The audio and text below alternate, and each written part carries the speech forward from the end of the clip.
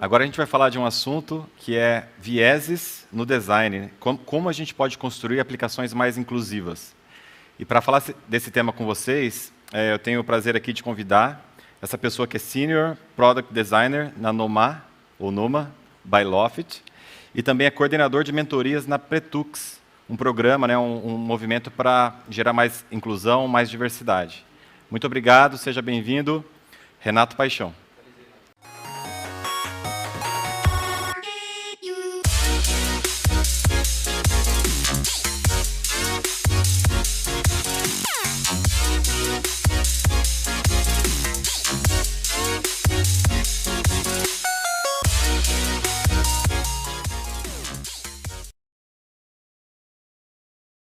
Olá, pessoal. Boa tarde. Primeiro, eu queria agradecer esse espaço, agradecer todo mundo que está assistindo. Eu coloquei esse memoji aqui porque é exatamente desse jeito que eu estou hoje, com estrelinhas nos meus olhos. Eu estou muito feliz de estar aqui conversando com vocês e trazendo um assunto que é tão próximo dos meus objetivos, né? E hoje a gente vai falar sobre viés no design, né? Como já foi falado, a gente vai falar um pouquinho sobre como a gente pode construir produtos de uma forma mais inclusiva e eficiente, né? Entender os nossos viés e como a gente pode fazer para diminuir o impacto dos nossos viés nos produtos que a gente cria, para a gente conseguir criar cada vez mais produtos e experiências mais universais. Né? Eu sou do Rio de Janeiro, acho que vocês já perceberam pelo meu sotaque, né? Eu cresci no Rio de Janeiro, mas não no Rio de Janeiro de praia e morros lindos. Eu cresci perto da favela mesmo, um pouquinho mais distante, né? E eu já trabalho com design, construindo times e produtos há cerca de 8 anos. Sempre trabalhei muito com foco em inovação, escala e impacto. Sempre trabalhei muito com startups, né? E eu sempre quis trazer essa ideia de como que design pode ser uma cultura na empresa e não um cargo, né? E trazer esse entendimento que você não precisa ter design no seu cargo para você efetivamente entender que você está construindo experiências, porque tudo é experiência, né? A forma que a gente atende um telefone até o produto digital que a pessoa está usando. Então, é muito importante ter essa visão centrada na pessoa usuária, né? E também trazendo essa visão de como que a gente pode construir com pessoas e não para pessoas, né? Como a gente consegue construir junto através de um momento de cocriação. Né, eu trabalhei em algumas empresas ao longo da minha carreira, trabalhei na Mercedes, na Avon, também trabalhei com a Prefeitura do Rio. Eu sempre trouxe por trabalhar muito com startup em empresas um pouquinho maiores, eu sempre trazia essa visão de como que a gente consegue trabalhar um pouco mais a questão de diversidade. Né? Hoje eu sou coordenador de mentorias na Pretux, e a gente trabalha para aumentar o número de pessoas pretas na área de UX, né? Então, ver o rostinho de todas essas pessoas aqui é uma das coisas que mais me dá orgulho.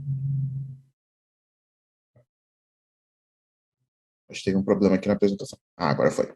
Beleza. Eu queria começar esse nosso papo trazendo essa frase, né, da Sil Bahia, que é diretora do OLAB, que é um laboratório de inovação, né? Ela diz que a inovação precisa ter olhares diferentes, né, de variadas vivências, porque senão a gente vai estar fadado à limitação e à exclusão. Que as tecnologias, elas sempre carregam a visão de mundo e a cultura de quem cria. Então, a gente sempre deixa a nossa digital, as nossas crenças nas coisas que a gente constrói, né? Então, é super importante a gente tá bem claro, né? E aí eu queria trazer esse exemplo aqui para vocês, para a gente dar uma olhada do que acontece quando a gente cria coisas sem ter todo mundo na mesa. Né? Esse aqui é um exemplo de uma saboneteira que não reconhecia peles pretas.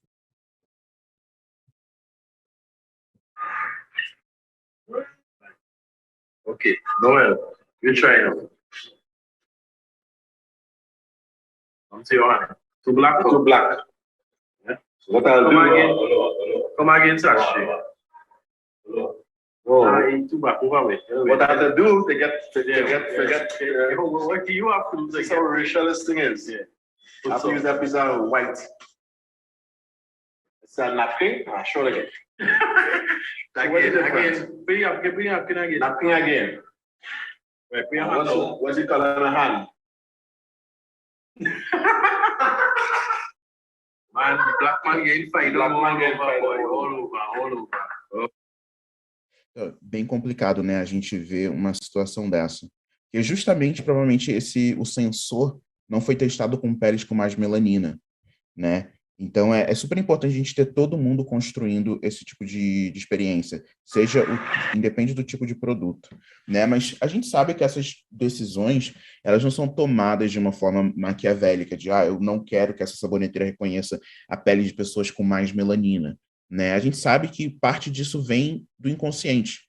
E a gente sabe que o inconsciente constitui, é que nem esse iceberg, o inconsciente ele constitui a maior parte da nossa mente, né? Onde a maior parte das decisões são tomadas. É aquela coisa dos primeiros 3 segundos, dos primeiros milésimos de segundo, você já cria uma primeira impressão do que você está vivendo ou experienciando, né? Isso não sou eu que estou dizendo, quem disse isso foi o David Brooks, né, que escreveu o livro O Animal Social. E é super importante a gente estar ciente de como o inconsciente toma conta do nosso dia a dia, né?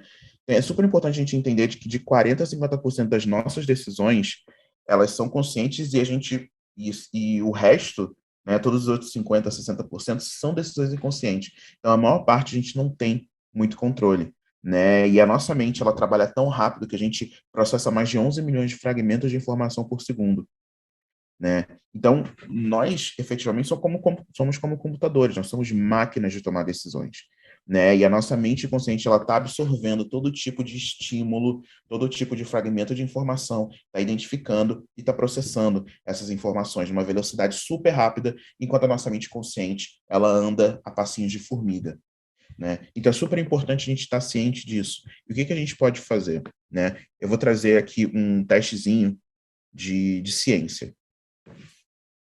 This is an awareness test. How many passes does the team in white make?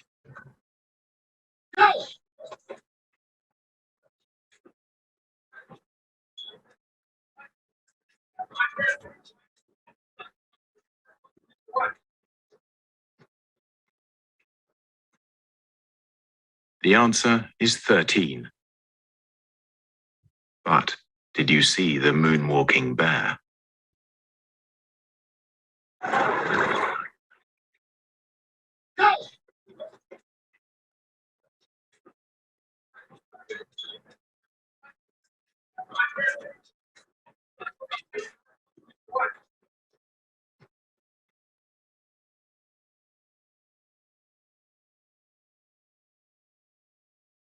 Esse vídeo fez parte de uma campanha para falar sobre como a gente precisa prestar atenção, né? Como a gente perde coisas quando a gente não está prestando atenção, né? Então, é fácil não perceber algo quando você não está procurando por isso.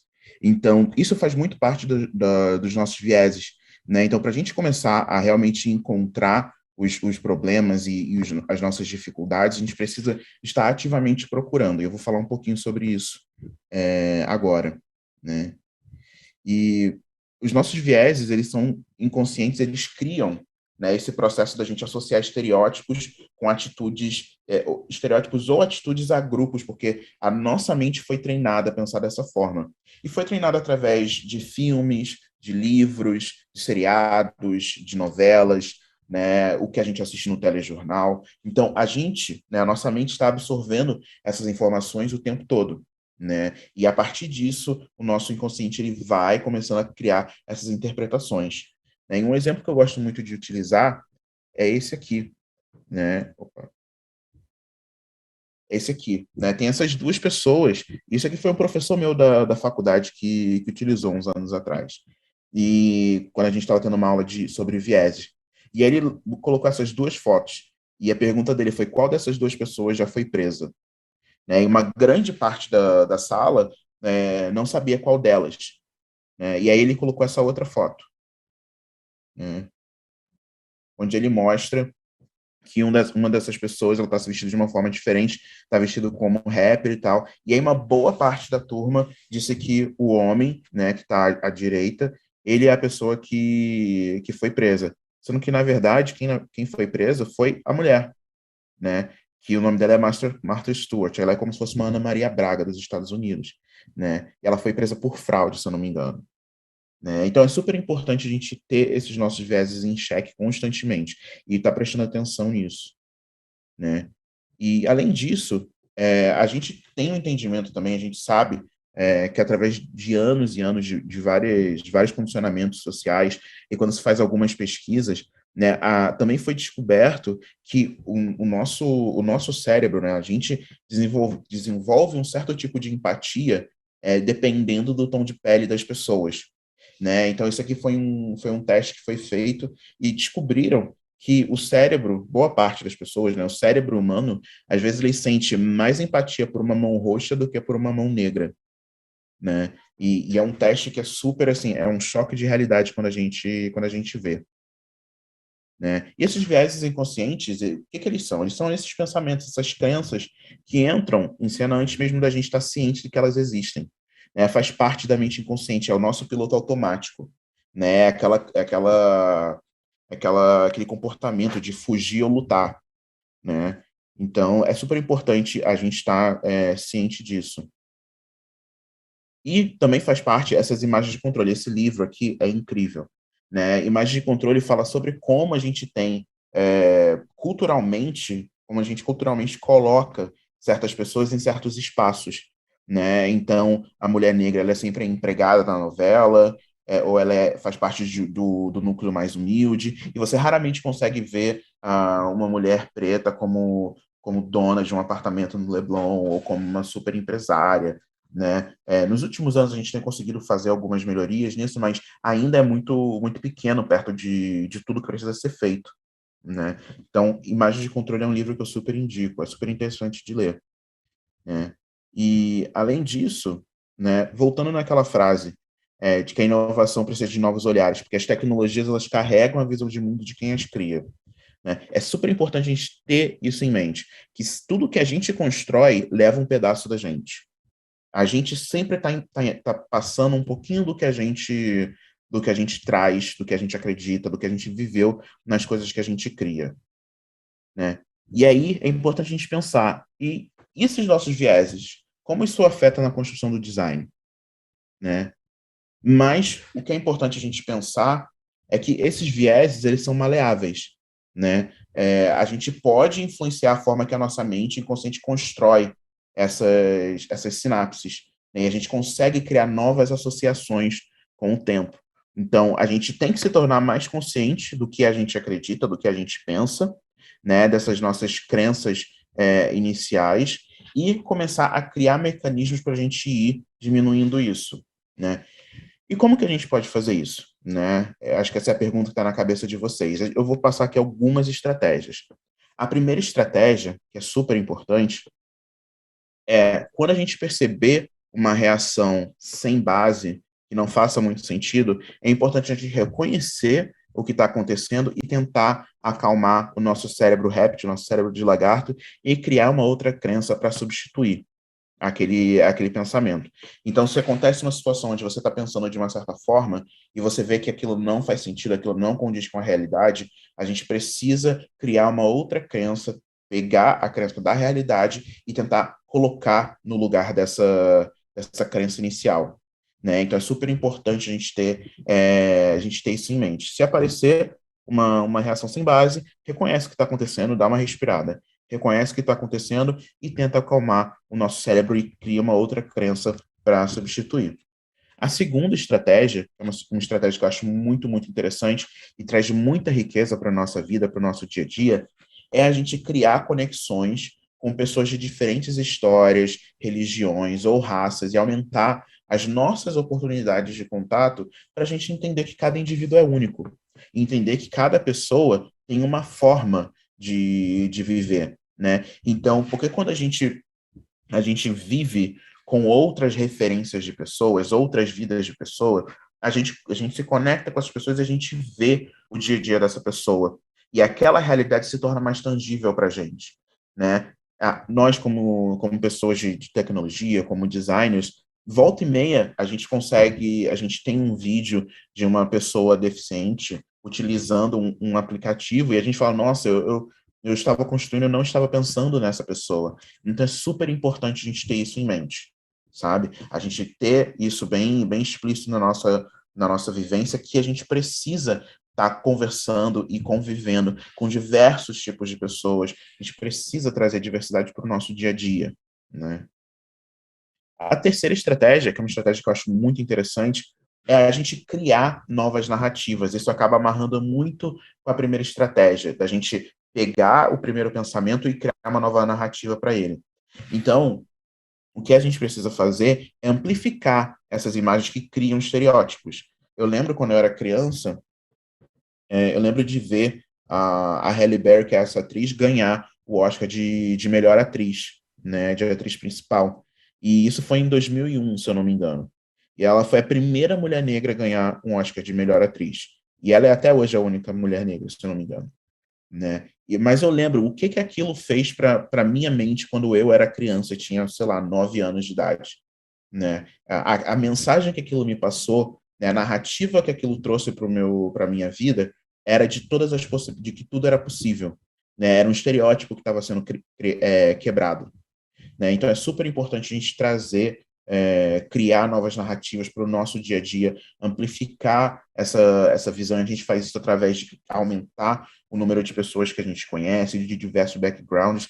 Isso inevitavelmente vai nutrir a forma que a gente cria produtos. Então, por exemplo, se eu sendo uma pessoa negra e LGBTQIA+, quando eu estava criando um produto que falava sobre validação de identidade, se eu não fosse uma pessoa que é preta e sabe das dificuldades dos aplicativos de reconhecimento facial, como isso tem uma dificuldade com pessoas de pele mais escura, se eu não fosse uma pessoa LGBTQIA+, e não me preocupasse com a foto do documento e a foto da pessoa que talvez é trans, né, a gente não teria esse tipo de sensibilidade, a gente não teria esse pensamento nas escolhas de design que são feitas, né? Então é super importante. Eu consegui tomar essas decisões, eu consegui direcionar a forma que o produto estava indo, porque eu tenho essa vivência, mas tem várias outras vivências que eu não tenho. E é meu papel procurar ativamente por outras pessoas para estar no meu dia a dia, para eu para eu ter uma existência mais rica, para eu entender como eu posso construir para várias outras pessoas. Show? E a quarta estratégia, que acaba sendo a mais difícil, mas eu acho que é a mais importante, uma das mais importantes, é a gente mudar a estrutura, para a gente conseguir mitigar esses vieses, né? Mas como que a gente faz isso? Como que a gente muda as estruturas, né? O que que a gente pode fazer para mudar essas estruturas? Bem, eu vou falar um pouquinho disso agora. Eu dei essas primeiras quatro estratégias, que são, assim, coisas para a gente fazer na vida, e agora eu vou falar sobre estratégias que a gente pode trazer no processo de design, porque isso que é o mais necessário, né? O mais próximo da gente. Que a gente está construindo, a gente está produzindo design diariamente. Então é importante a gente entender o que que a gente pode fazer no processo de design para aumentar essa possibilidade de acessibilidade, né? Então, além de fazer os cursos maravilhosos que a gente tem de acessibilidade, ler os artigos, o que que a gente pode fazer no nosso processo de design para criar um design com mais equidade, que traga mais equidade, traga mais pessoas para a mesa, né? E traga essa visão de parar de construir para pessoas e construir com pessoas, né? Bem, eu vou começar a dividir aqui com base nas etapas do processo de design thinking, beleza? Então, primeira etapa de empatia, né? Que é quando a gente começa a entender o problema, a gente começa a sentir aquele dia a dia, o que que a gente pode fazer para tentar melhorar, né? Então, o que que a gente pode fazer no processo de empatia? A gente pode começar criando oportunidades, criando cenários, criando situações para a gente conseguir realmente entender as experiências e as emoções das pessoas com quem a gente está trabalhando, né? Entender as motivações, as experiências, como é o dia a dia dessa pessoa, como é realmente o dia a dia dela, passar um dia a dia com essa pessoa, passar no transporte público que ela está usando, tá na casa dela, e não só através de uma ligação no WhatsApp, perguntar, me diz como é a sua rotina, né? Porque se a pessoa te passar uma rotina sequíssima, você não tem ali o que é necessário para você construir, por exemplo, um mapa de empatia, você tem um entendimento de como essa pessoa se sente. Isso é super importante para o nosso processo de criação de design, né? Então é super importante a gente empatizar a partir de um lugar de respeito e de curiosidade. E quando eu digo curiosidade e respeito, é você entender o dia a dia daquela pessoa, você ter uma curiosidade inata e você está ali tentando entender e empatizar realmente com essa pessoa. Né? E o que a gente pode fazer? Quais perguntas a gente pode se fazer durante esse processo de empatia? Né? A gente pode se perguntar, né, eu coloquei essas três aqui principais, a gente pode se perguntar quem que está sendo diretamente ou indiretamente está causando algum tipo de dor, né? Quem está causando esse problema que a gente está tentando resolver? Quem está mais próximo do poder de resolver esse problema? Porque é importante a gente entender as dinâmicas de poder também. Como que a gente pode aprender com as nossas pessoas usuárias, construindo os relacionamentos construindo relacionamentos com as pessoas, realmente entendendo o dia delas, e não só criar essa experiência transacional de você fazer a pergunta, a pessoa te responde e você está ali só pegando os dados da pessoa. Né? Você realmente criar um ambiente onde você pode se conectar com essa pessoa e realmente trazer o aprendizado do dia a dia. Né? Uma outra coisa que você pode se perguntar é como que a experiência de uma pessoa ou de um indivíduo ou de uma comunidade pode afetar o nível de confiança e abertura dela com a gente. Né? Então, por exemplo, entender como uma pessoa, um homem cis, né, um homem cis, eu conversando com uma pessoa que é trans ou uma pessoa que é não binária, né, dado que essa pessoa trans ou não binária provavelmente sofreu várias microagressões ou agressões reais a partir de pessoas cis. O que eu posso fazer para tentar criar um ambiente que seja seguro para essa pessoa se abrir comigo, né? É super importante a gente ter esse tipo de visão, né? E aí, na etapa de definição, né? O que é essa etapa de definição? É quando a gente começa a tomar a entender mais o problema que a gente vai resolver. Então, é super importante a gente desenvolver um ponto de vista muito mais explícito e claro sobre os desafios que a gente está querendo resolver. Por que esses desafios são importantes? Como que eles vão realmente ajudar se a gente resolver junto das pessoas? Como isso vai ajudar o dia a dia delas? Como a gente vai conseguir entender essas motivações? Então, procurar por esses padrões, por esses insights nas histórias que a gente ouve, que aí vão começar a mostrar para a gente quais são as dores de verdade, quais são as necessidades de verdade, né? E o que a gente pode fazer para realmente solucionar esse problema, né? Esse desafio. E aí, pessoal, a gente entra numa outra etapa, que é a de definição, né? A definição, né? O que a gente pode se perguntar nessa etapa de definição? A gente se pergunta se esse desafio é algo que a gente entende de verdade, a gente entende bem o suficiente desse desafio para começar já a pensar em possíveis soluções, ou é muito complexo, a gente precisa pesquisar mais, a gente precisa entender mais, a gente precisa sentar com as pessoas e conversar um pouco mais, criar um grupo de discussão com as pessoas que sofrem com aquele problema, para a gente começar a fazer mais perguntas, né?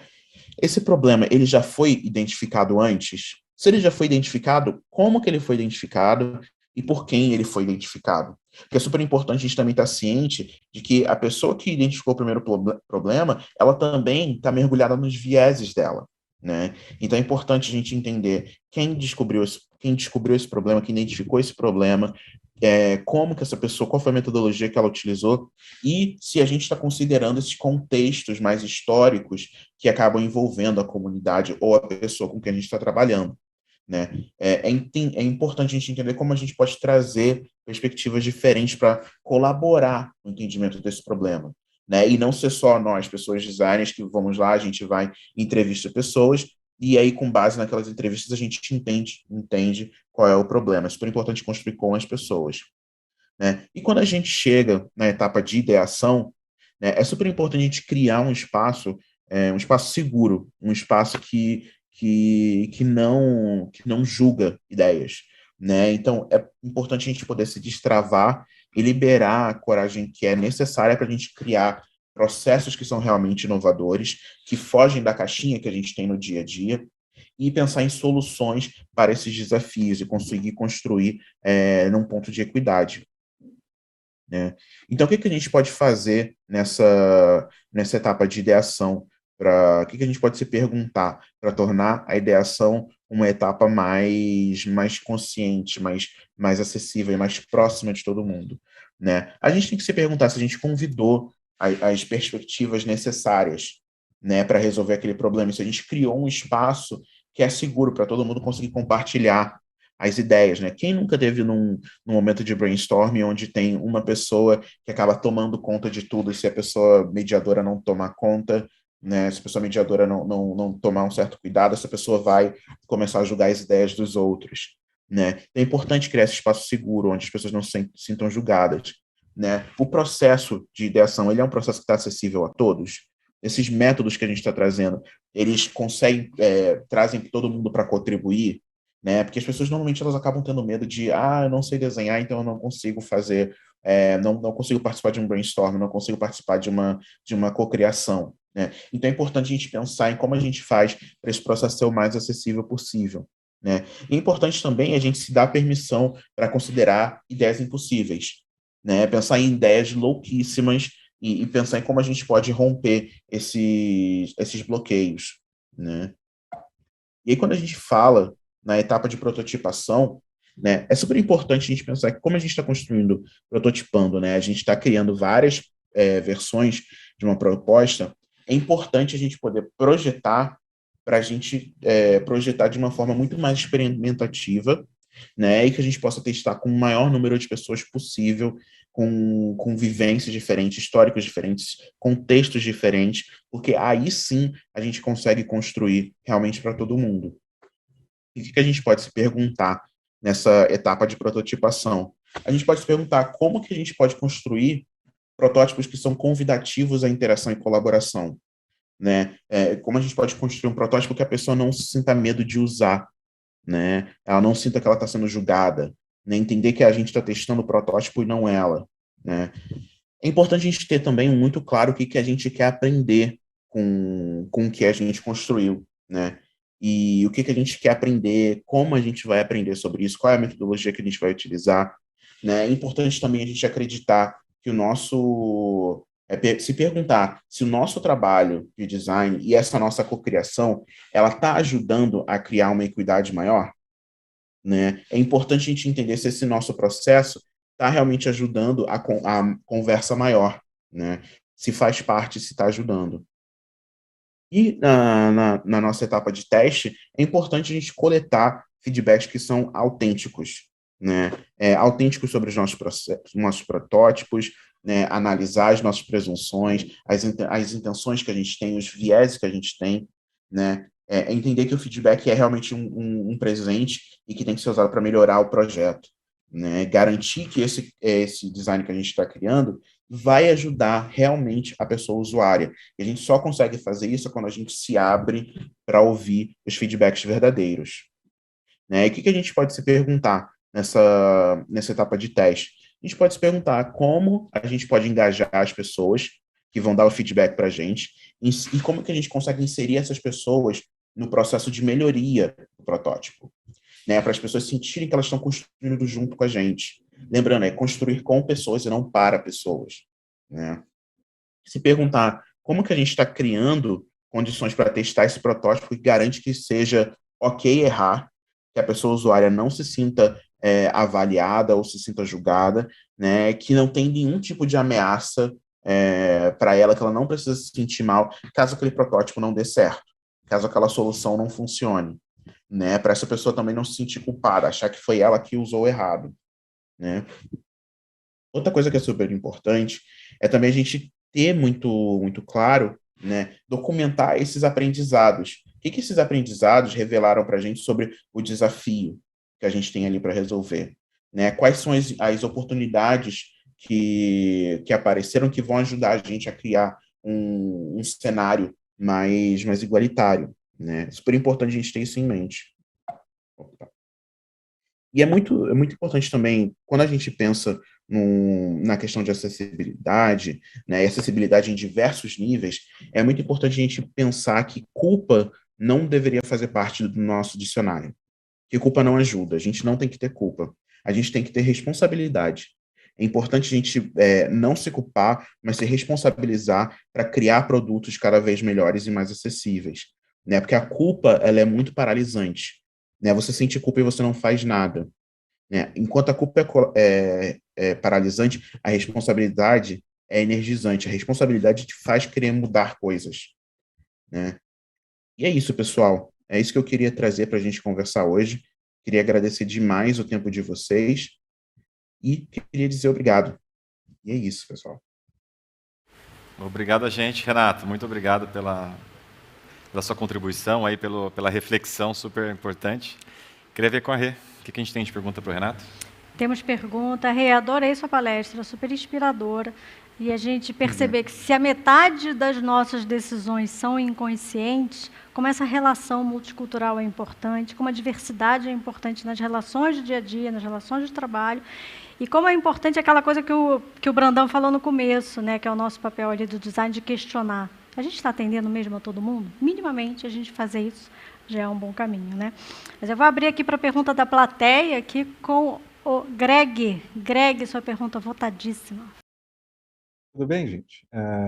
Primeiro, agradecer a participação aí do nosso palestrante.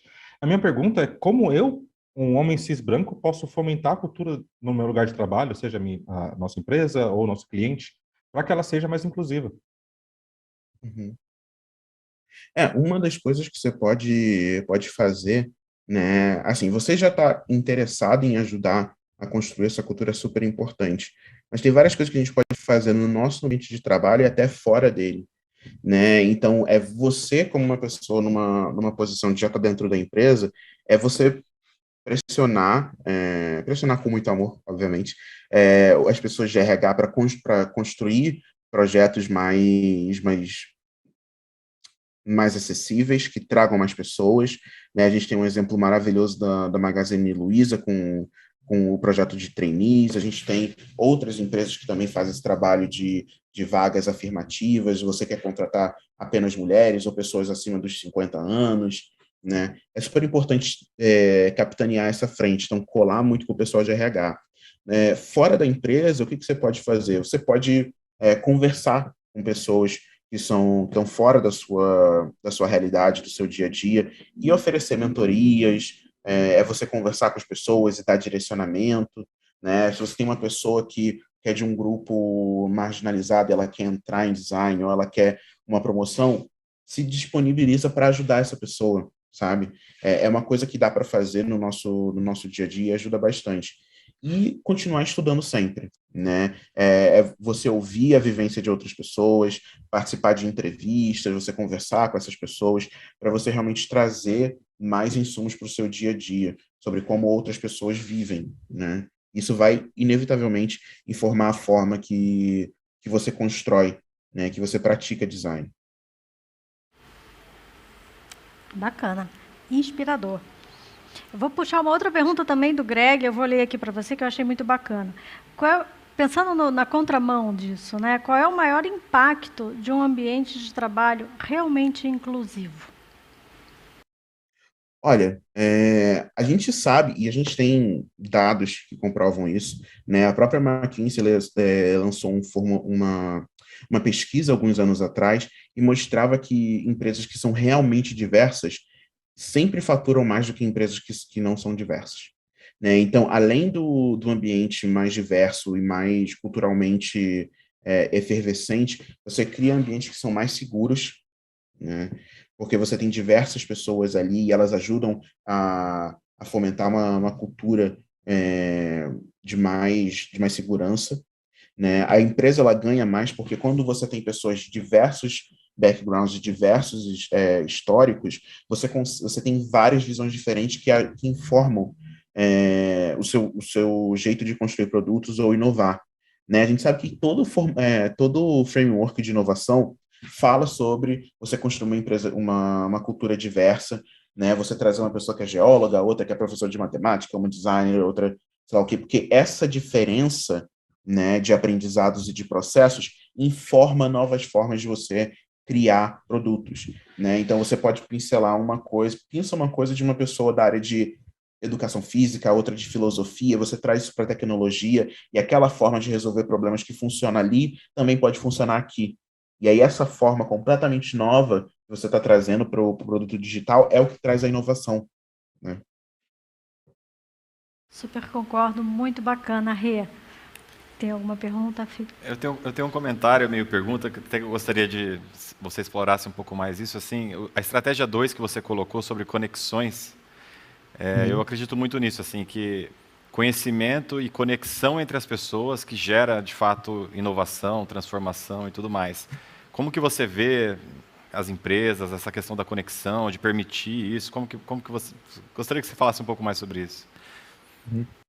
Eu acho que nos últimos anos, no último ano e meio, as empresas têm corrido bastante atrás, né? Principalmente empresas de tecnologia, ainda mais aqui no Brasil, porque grande parte das empresas investidoras, né, das holdings, elas estão exigindo a diversidade, né? E as empresas que realmente estão vendo a diferença acontecer, estão correndo atrás, elas estão vendo o retorno que isso traz financeiramente falando, né? Então, as empresas estão ativamente correndo atrás disso, né? Mas é muito importante, quando a gente pensa em diversidade, que a diversidade ela possa estar em diversas camadas da empresa, né? Não só nos níveis de entrada, né? Então, a gente, como empresa, a gente está trazendo pessoas não só para as vagas júniores, mas para as vagas de liderança, para as vagas de direção, né? Aumentar a diversidade, trazer mais mulheres, trazer mais pessoas pretas, trazer pessoas trans. E se não tiver pessoas no mercado que têm essa capacitação ainda, é nosso papel também social como empresa, como pessoas que trabalham na área de tecnologia, a gente ajudar a formar essas pessoas. Então, tem várias empresas que fazem um trabalho incrível, por exemplo, a própria Mergo, que dá vários cursos de UX, eles têm bolsas para diversos tipos de pessoas em situações de vulnerabilidade, né? O Aparício Júnior, do Design Circuit, ele também tem várias bolsas que ele dá para as pessoas, né? Vários eventos também liberam bolsas para as pessoas poderem estar aprendendo de uma forma mais democratizada, onde elas não precisem pagar R$ 3.000 num bootcamp de um final de semana, né? Então, é super importante a gente pensar o mercado como uma força de mudança também, né? Como uma força de fazer o bem. Eu acho que se a gente traz essa responsabilidade para a gente, né? Para a gente criar esses ambientes mais diversos, para a gente trazer mais pessoas. E se a gente não pode contratar naquele momento, porque o ambiente está fechado, traz essas pessoas para conversar na nossa empresa, traz essas pessoas para trazer o ponto de vista delas, conecta essas pessoas, conecta fulano aqui com essa outra pessoa aqui, porque você acha que vai fazer sentido as pessoas trocarem, né?